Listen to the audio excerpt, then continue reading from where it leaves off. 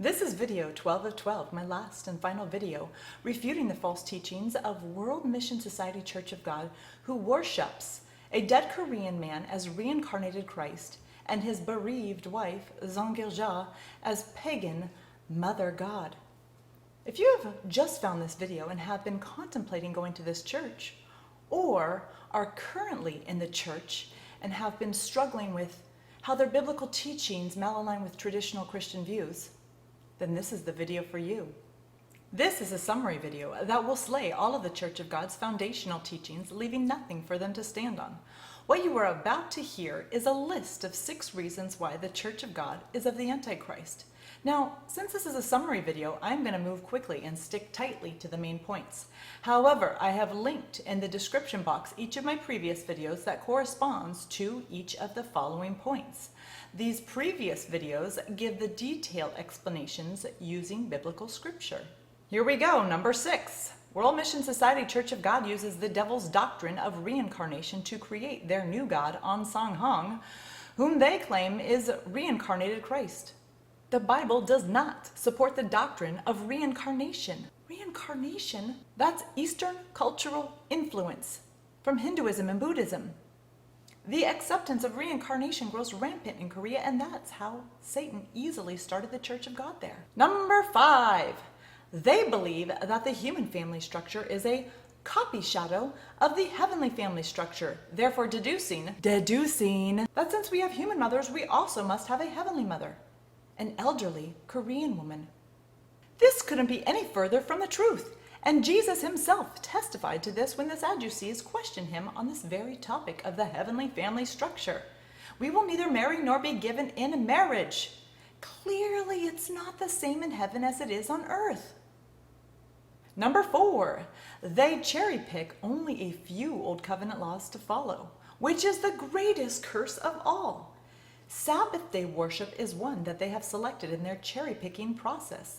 They lie about being the only church following the Sabbath, and they use this topic to engage with people on the streets. This is how people who are not strong in the word, like my previous self, get sucked in. Number 3, they use cherry-pick scripture to interpret the return of Christ in the clouds to mean return in another man's flesh. Clouds means flesh to them, when in actuality the return of Christ is supposed to be in the literal white puffy clouds. My brethren, clouds just means clouds. Jesus will return in the clouds and he will be wearing his scars. Number 2, the Church of God claims to believe in the Trinity. However, in actuality, they believe in modalism. In other words, they believe that God is like water who can solidify into a form or body like ice and can evaporate into a spirit like vapor.